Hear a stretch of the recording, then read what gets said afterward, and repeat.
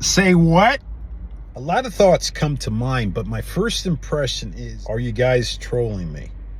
And then my second impression is, are you crazy? Are you crazy? Every time I was like, okay, take a breath, something new would happen, and it was, you crazy? Every time I was like, okay, take a breath, something new would happen, and it was, are you crazy? It's Middle-earth. It's Middle-earth. It's never peace, right? If, right? If, like, Sauron is hot. are you insane? Bro, where they do that at? Sauron and hot? Are you crazy? it was like, I was trying, but every time I was like, okay, take a breath, something new would happen, and it was, Wow, are you guys crazy? Are you guys insane? That's how I feel when I read those rumors. Are you guys crazy? So I'm going to go for every single one of the rumors. And if you want no spoilers, this is not the video for you. But fundamentally, the gist of what I want to say is I'm not really sure that introducing all the stuff that they're going to introduce is really going to have the positive impact that they want it to have. I think fundamentally, if they did buy the Silmarillion in terms of the rights, it's going to be interesting, but based on the writing that they've done up until now, I don't really know how successful it's going to be. I think fundamentally, as you could have guessed by now, it's a little bit of lunacy. To start off with one core point that I've brought up previously, I just really don't know why there's a need to have three, for example, separate actors playing Sauron. So there's Singchera, there's going to be Vickers, and then they're, based on the rumors, there's definitely going to be a third person, but I just don't really get it.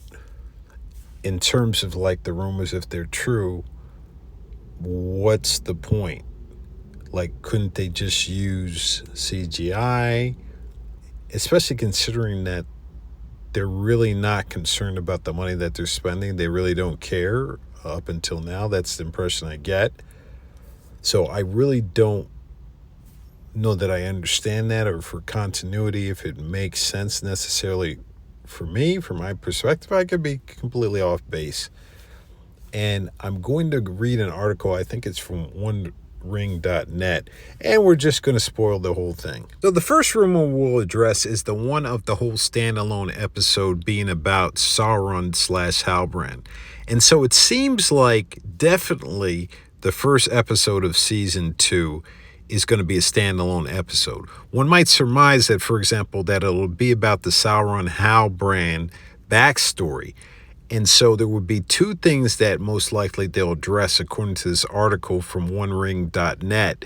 So it would address two things. It would address, number one, how Sauron/Halbrand ended up on the raft. And two, what was it that brought all this ill will between Adar and Halbrand? Was it in fact that supposedly Adar took somebody out in Halbrand's life? Is it supposedly that they're going to create a make-believe child? That's just the idea behind the actual rumor.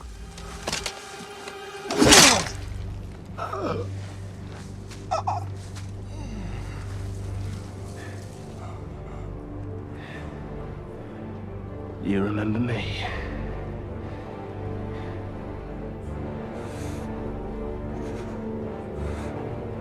Almost looks like some of these rumors could be true.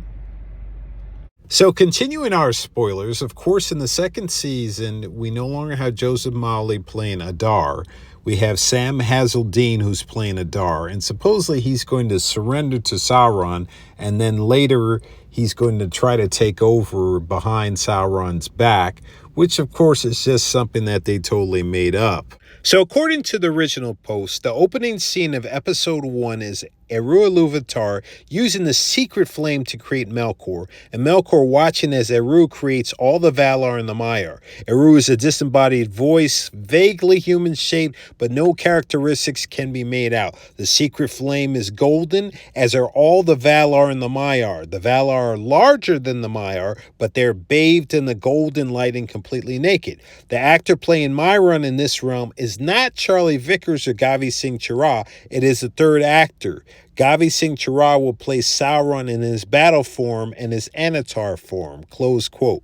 We can now fully confirm that, of course, there are like 3 actors, and all this stuff is according to the same article that I've been reading, but we wonder what happens with Melkor, what happens with Ungoliant. Are we going to see them later in the season?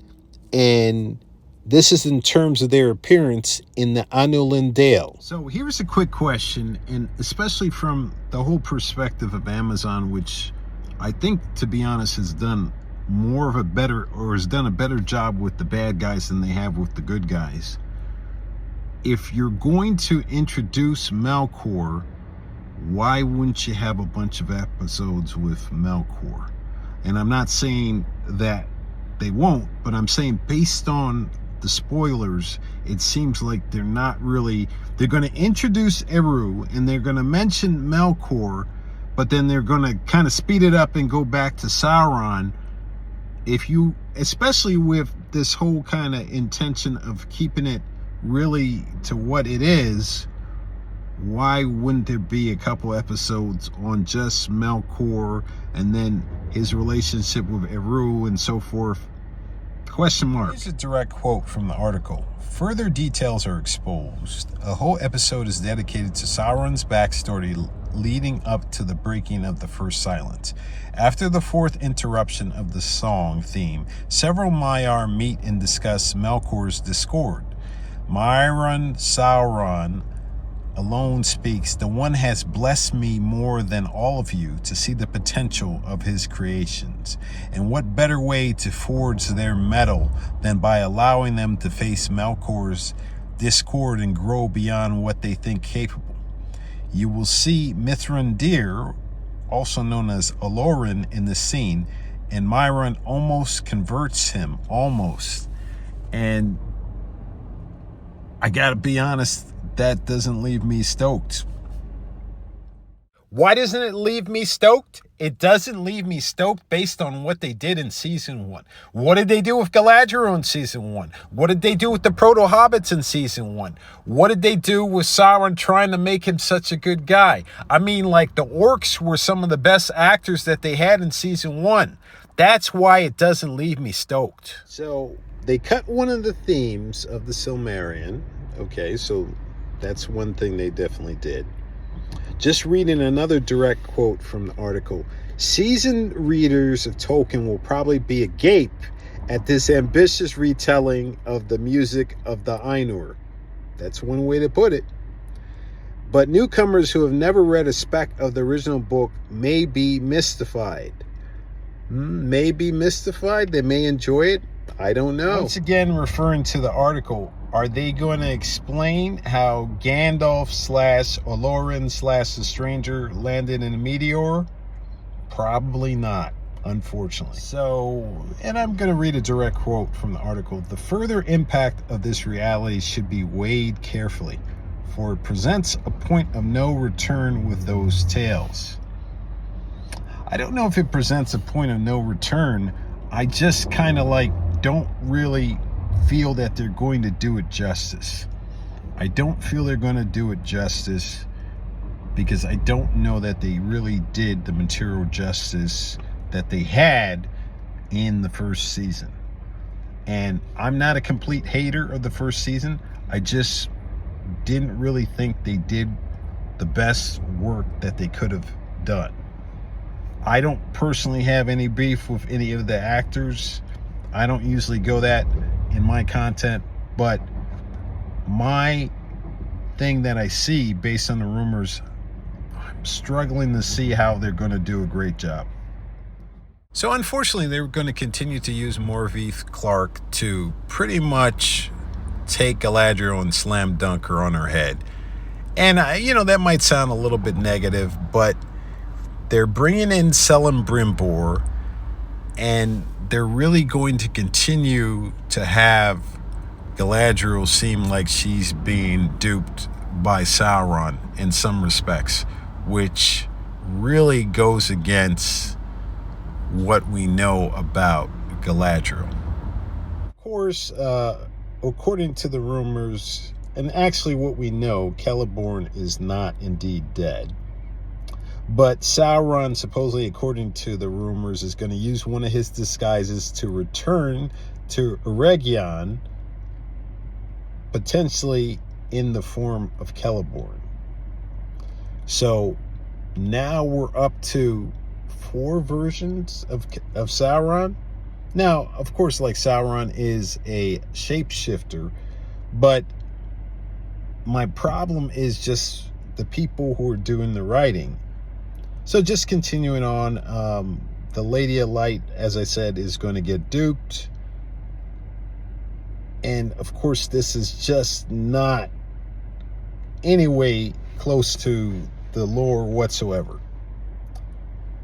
So, quote unquote, I wonder where they will go with that ultimately. I don't wonder. I'm going to watch it and I'm going to tell y'all, but I'm just not keeping hope alive. I'm not Jesse Jackson. I'm not going to keep hope alive. Seems like Celebrimbor, they're going to knock him off. They're going to take him out. Then they're going to have Tom Bombadil potentially in Goldberry. Oh my God. I think that's a terrible idea. But I think they're probably going to do it. And just to kind of wrap up the rumors, I think they're going to, and this is according to the article, they're going to introduce Shadowfax and Felaroth. And they're going to show how Gandalf the Stranger, quote unquote, met Shadowfax. And they're going to talk about the story of Felaroth, the quote unquote very valiant. And to kind of wrap it up, one of the things that the article says is, where's the marketing? So some people might say, oh, they didn't spend any money on marketing, but to some extent, we're marketing it for them by doing all these reviews, aren't we? So there you have it. That's the extended summary of most of the major spoilers. If you like what you heard, give us a like, give us a follow, subscribe, give us a super thank. Any little bit will help. If you want to support the channel, you can go to my site, which is www.sabkhaz.com. That's www.sabkhaz.com. Go ahead and hang out and watch the next video. Later.